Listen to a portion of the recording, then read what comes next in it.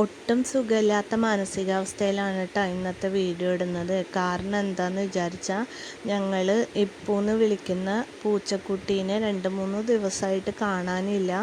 അപ്പോൾ അതിൻ്റെ അമ്മയാണെങ്കിൽ ഇപ്പോൾ തുടർച്ചയായിട്ട് കരഞ്ഞുകൊണ്ടിരിക്കുകയാണ്.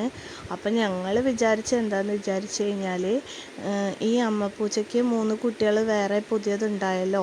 അപ്പോൾ ആ പൂച്ചകളുമായിട്ട് ഈ അമ്മ പൂച്ച വീട്ടിലേക്ക് വന്നായിരുന്നു. അപ്പോൾ അതിനെ കണ്ടപ്പോൾ, അതിനെ സ്നേഹിക്കുന്നതൊക്കെ കണ്ടപ്പോൾ ഈ പൂച്ചയ്ക്ക് മാനസികമായിട്ട് ചെറിയൊരു ബുദ്ധിമുട്ടും കാര്യങ്ങളൊക്കെ ഉണ്ടായിരുന്നു. അപ്പോൾ അതിൻ്റെ പേരിൽ മാനസികമായ ഒരു വിഷമം കാരണം വീട് വിട്ട് പോയതാണെന്നാണ് ഞങ്ങൾ കരുതിയിരുന്നത്. സാധാരണ പൂച്ചകൾ അങ്ങനെയാണല്ലോ, എന്തെങ്കിലും അവർക്ക് താല്പര്യമില്ലാത്ത സാഹചര്യത്തിൽ അങ്ങനെ നമുക്ക് അവരെ പിടിച്ചു നിർത്താൻ പറ്റാത്തൊരു ഇതാണല്ലോ പൂച്ചകൾ. അപ്പോൾ അവർ പോവുമല്ലോ. അപ്പോൾ പോയി കഴിഞ്ഞ് കഴിഞ്ഞാൽ 1-2 ദിവസം കഴിയുമ്പോൾ വരും എന്നാണ് വിചാരിച്ചിരുന്നത്. കാരണം കിണറിൽ നിന്ന് വീണിട്ട് രക്ഷപ്പെട്ടപ്പോൾ ഓടിപ്പോയി. പിന്നെ 3-ാമത്തെ ദിവസം തിരിച്ച് വന്നായിരുന്നു. അപ്പോൾ ആ ഒരു പ്രതീക്ഷയിൽ ഇരിക്കുകയായിരുന്നു ഞങ്ങൾ.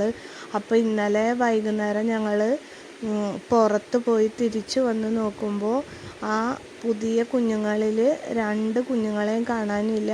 കുറച്ച് സമയം കഴിഞ്ഞപ്പോഴത്തേനും 3-ാമത്തെ കുട്ടീനെയും കാണാതായിപ്പോയി.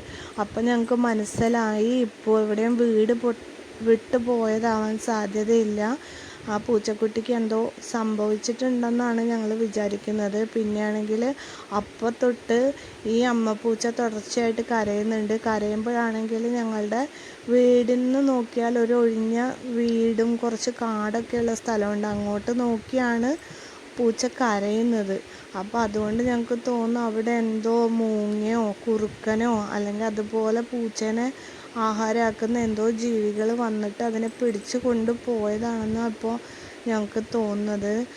മകളെ അത് പറഞ്ഞ് മനസ്സിലാക്കാൻ ശ്രമിച്ചു. പക്ഷെ അവൾക്കാണെങ്കിൽ കാരണം പൂച്ചയായിട്ട് നല്ല അടുപ്പത്തിലായതുകൊണ്ട് അവൾക്കത് ഉൾക്കൊള്ളാൻ പറ്റുന്നില്ല. ഇടയ്ക്കിടയ്ക്ക് പൂച്ചേനെ കാണണം, ഇപ്പൂനെ കാണണം എന്ന് പറഞ്ഞ് കരയാണ്. അപ്പോൾ അങ്ങനെയൊന്നും സംഭവിച്ചിട്ടില്ലാതിരിക്കട്ടെ എന്നാണ് ഞാൻ പ്രാർത്ഥിക്കുന്നത്. തിരിച്ചു വരണം എന്നുള്ളതാണ് കുട്ടിയായാലും ഞങ്ങളായാലും ആഗ്രഹിക്കുന്നത്.